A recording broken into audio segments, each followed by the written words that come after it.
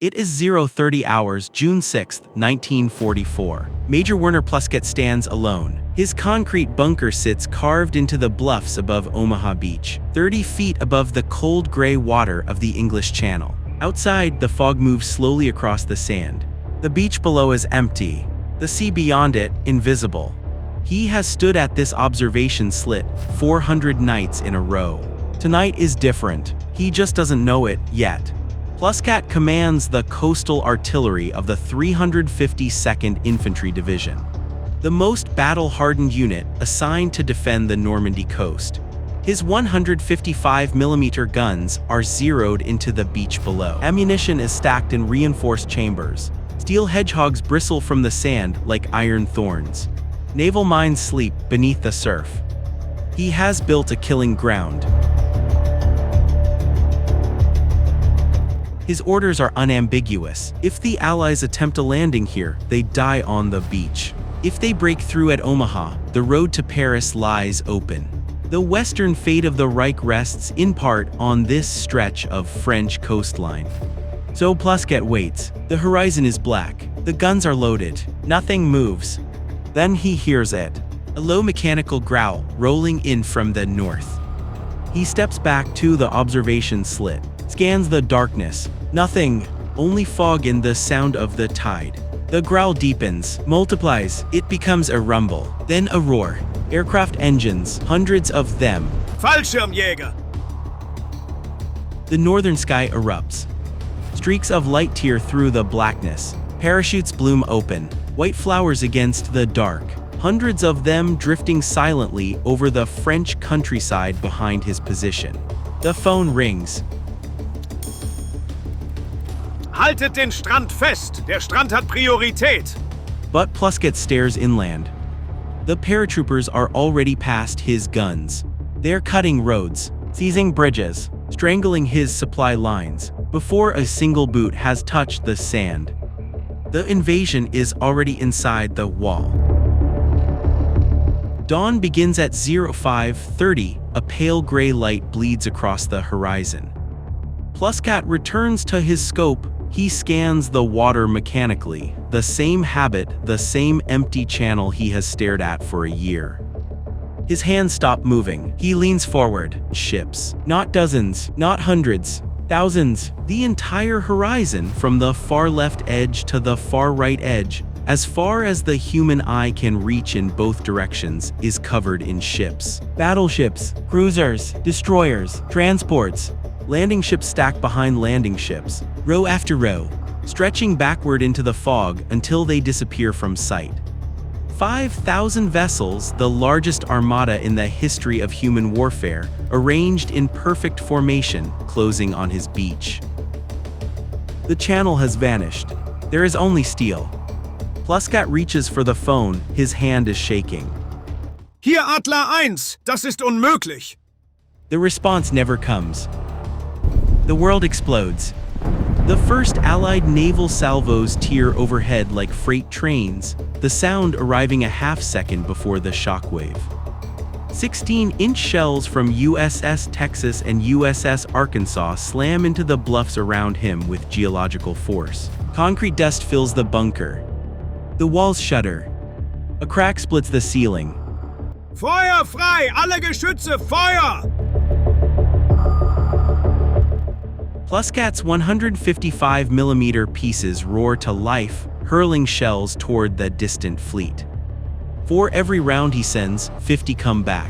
German positions erupt in geysers of dirt, shattered concrete and burning steel. The ground bucks and heaves like a living thing. At 06:30 the landing craft appear. Hundreds of them, churning forward through the smoke-choked water in synchronized waves.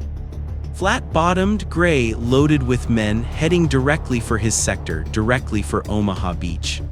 Auf 2000 Meter! Feuer! Shells splash around the approaching craft. One takes a direct hit and disintegrates, orange flame, black smoke, and silence. But there are too many.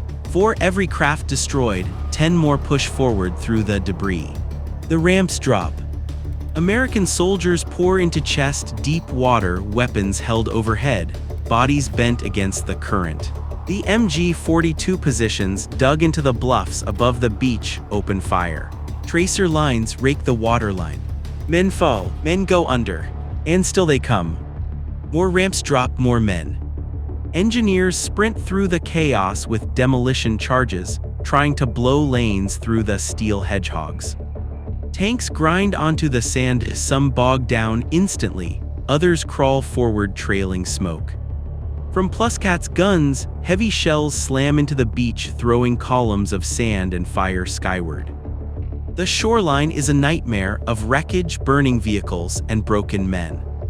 But one of his artillery pieces takes a direct naval hit, silenced in an instant. Munition, wie viel haben wir noch? The answer stops him cold. 30 minutes. At this rate, 30 minutes. The Allied guns recalibrate. The pattern changes, less noise, more precision. Naval spotters on the beach and in the air are feeding coordinates directly to the fleet. The impacts walk steadily up the bluff, closing with terrifying accuracy. Then the bunker takes a direct hit. The observation scope shatters. The view goes black. Pluskat hits the floor. He lifts his head. Smoke seeps through a new fracture in the wall. The concrete is giving way. Rückzug ist verboten. A messenger crashes through the entrance. The roads are cut. Escape routes are held by Allied paratroopers. There is nowhere to go. His men can only fall back into an ever-shrinking perimeter and wait. By 0845, his last two gun positions fall silent, out of ammunition. Pluskat moves to the fractured observation slit one final time, and looks down at the beach. It is unrecognizable. Where there was sand, there are men, thousands of them, moving inland in steady streams. Vehicles grind up the draws. Gaps have been torn through every obstacle he planted. The ground he spent a year fortifying has become a highway for the Allied advance. The Atlantic Wall has broken. The D-Day landings on June 6, 1944, deployed over 156,000 Allied troops across 5 beaches in the largest amphibious operation in history.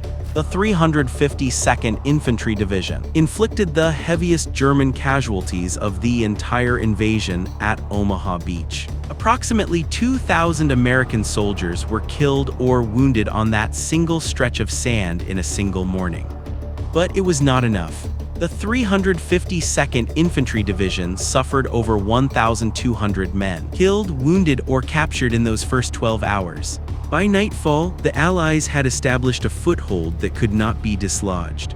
His account of watching the Allied armada materialize from the fog at dawn became one of the most studied German testimonies of the entire conflict. His story was documented by historian Cornelius Ryan in the landmark book, The Longest Day, and later depicted in the film of the same name. Until his death, Pluskat maintained one consistent truth. The moment the horizon filled with ships, that was not the moment the battle was lost. That was the moment he understood Germany had already lost the war.